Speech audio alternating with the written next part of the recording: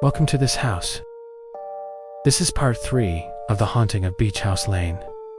And this time things get real scary. 3 people are going to die tonight. Maybe it's the squatter in Uncle Rick's house. Maybe it's the mysterious beeping on the Jersey Shore. Or maybe it's the beach kidnapping. They're sleeping in the master bedroom when they hear a distinct noise from the closet. They try to convince themselves it's just the wind, but then they're hit with full-on sleep paralysis.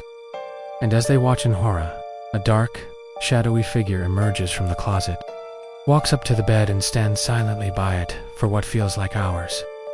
Then, just as suddenly as it arrived, the figure glides upstairs to the 3rd floor. Convinced it's a ghost, the protagonist calls 911. The police don't find anything, but Uncle Rick insists they look harder. And much to everyone's shock, they find a disheveled homeless man sitting calmly on the roof. Turns out the ghost was just a guy trying to stay out of the rain. First up, our recent grad protagonist is alone in their Uncle Rick's beach house in Delaware. Next up, 2 friends are staying at Mike's family's beach house on the Jersey Shore. They're having a blast.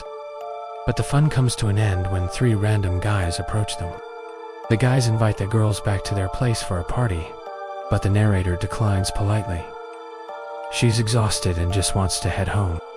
However, her 3 friends decide to go. Little does she know, this will be the last time she sees them. About an hour later, the narrator is awoken to frantic screaming. She explains that Thea and Sabrina had been kidnapped by the guys from earlier. Lindsay had gone back to their place to grab her purse and witnessed the guys throwing Thea and Sabrina into the back of a car.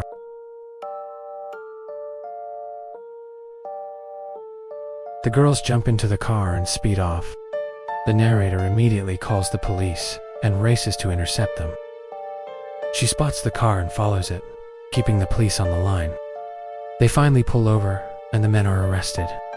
The girls are rescued from the trunk and everything seems fine. But the narrator is traumatized, and it takes her years to overcome her fear and trust strangers again. They're woken up in the middle of the night to what sounds like a smoke alarm. They investigate and find a small walkie-talkie-sized device, still beeping under a pillow. After turning it off, they realize it's not plugged in or connected to any wires, and can only be operated manually. They immediately call the police, but no one is found. However, all the 3rd floor windows are wide open and the rooms are ransacked. The friends decide to secure the windows and head home in the morning. Last but not least, for friends, the narrator, Lindsay, Sabrina and Thea are hanging out on the private beach next to Lindsay's family's modern beach house.